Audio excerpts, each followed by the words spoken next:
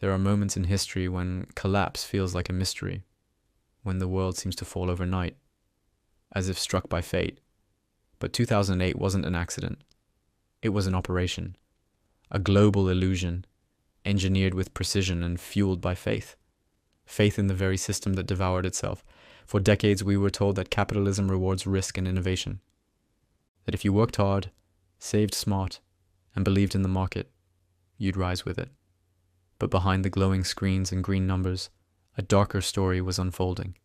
One of deception dressed as genius, and greed disguised as progress. The story begins long before the crash, late 1990s, the golden years of deregulation.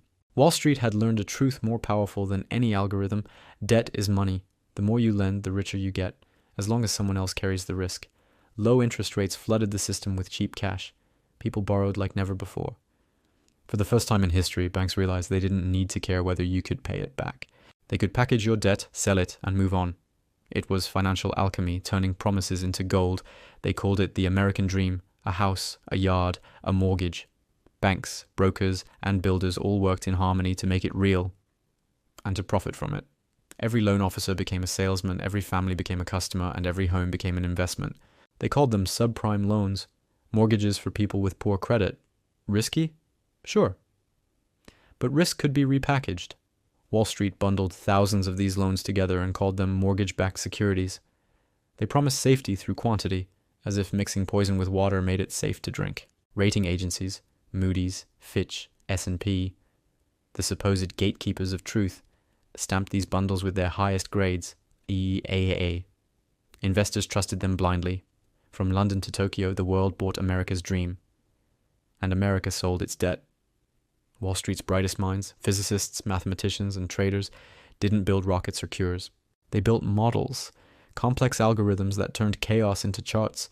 They didn't sell homes, they sold certainty. And it worked until it didn't. For every mortgage issued, there was a derivative, a side bet, then a bet on that bet, then a bet on the collapse of that bet, an infinite chain of profit feeding on itself. Banks invented CDOs, collateralized debt obligations, the financial equivalent of nesting dolls, each one hiding another layer of risk. They made so much money they began to bet against their own clients, a perfect crime hidden in plain sight. By 2006, the machine was unstoppable. Home ownership hit record highs. Wall Street's bonuses broke records. And under it all, the foundation was cracking. Home prices stopped rising, mortgages started defaulting, and the entire house of cards began to tremble. A few voices start to whisper, "Smile, the market's not stable." But the music was too loud, the profits too sweet. Until one day the music stopped. Lehman Brothers, a 158-year-old titan, collapsed overnight. $600 billion in assets vanished. Global markets convulsed. Banks froze. Governments panicked. People woke up poorer without understanding why. The very institutions that had once preached discipline now begged for salvation. And governments, terrified of contagion, printed money out of thin air to save them. Trillions. Not for the people. For the architects of the collapse. They called it a bailout. But it wasn't rescue. It was ransom. Capitalism had eaten itself and demanded to be saved. In theory, capitalism rewards success and punishes failure. In 2008, it did the opposite.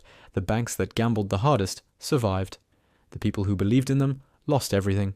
Foreclosures swept across America. Families were evicted while the bankers who sold them dreams kept their bonuses. It was the largest transfer of wealth in modern history, from the bottom to the top. Wall Street didn't fail. It evolved. Governments nationalized the losses and privatized the gains. The Federal Reserve became the biggest bank in the world, flooding the system with artificial money. A narcotic that kept the illusion alive. They called it quantitative easing, a clean phrase for a dirty trick. Across the ocean the flames spread. Greece collapsed under its own debt. Spain's housing market imploded. Ireland's banks fell like dominoes.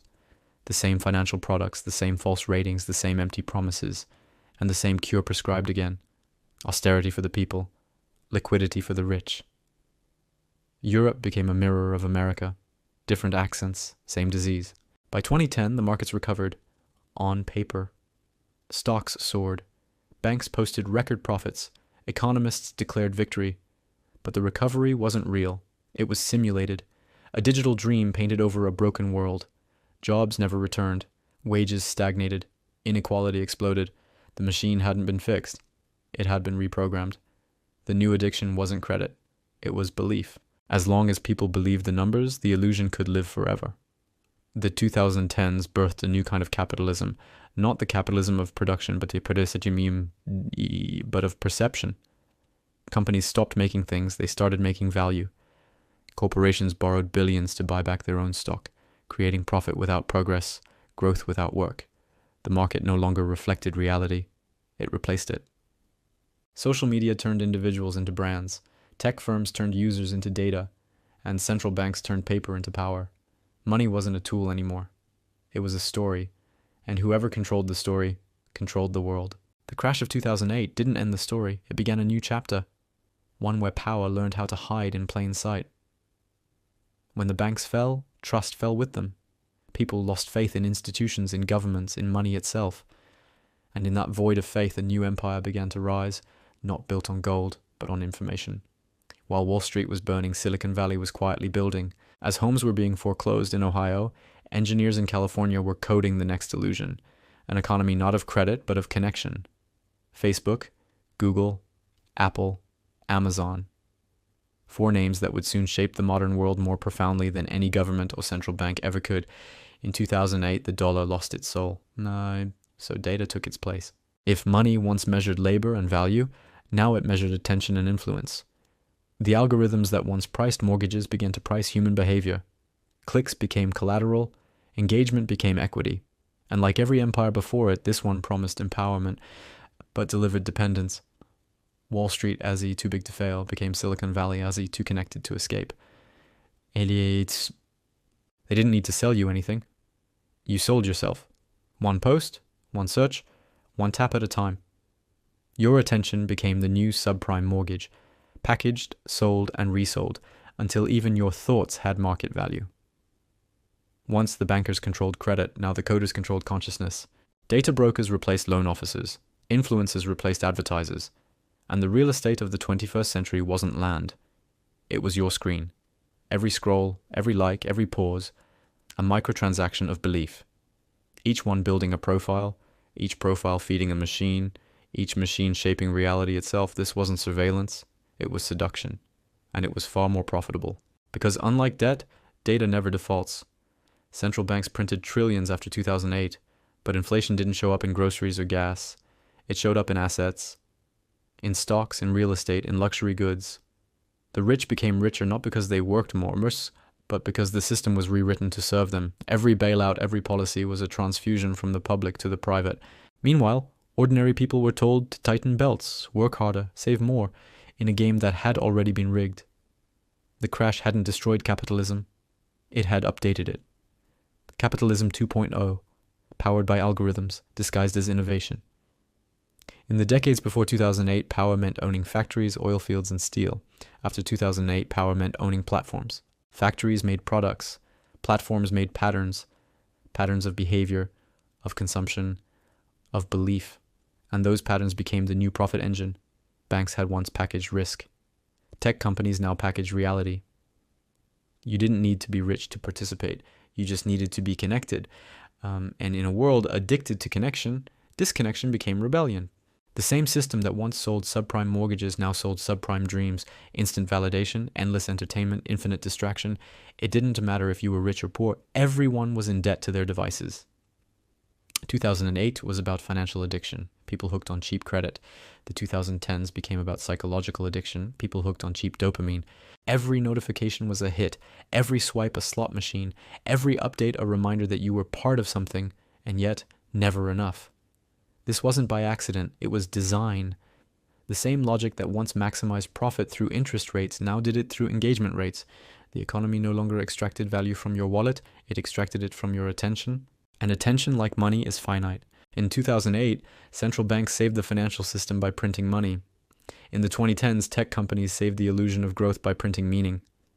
Every like, every share, every connection was a new digital dollar in circulation, worthless on its own, priceless in volume. But this new currency had no oversight, no borders, no accountability. It was emotion, traded at scale. It could buy elections, shape movements, topple governments, and all without firing a single shot. The bankers of 2008 played with numbers. The coders of 2018 played with nations. By 2020, the lines between economy and psychology had vanished. The markets no longer measured productivity, they measured mood.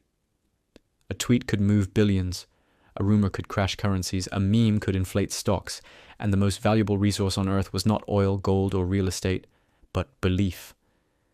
Belief in a company, belief in a coin, belief in the illusion of control. The crash of 2008 didn't destroy trust. It privatized it. Trust was no longer collective.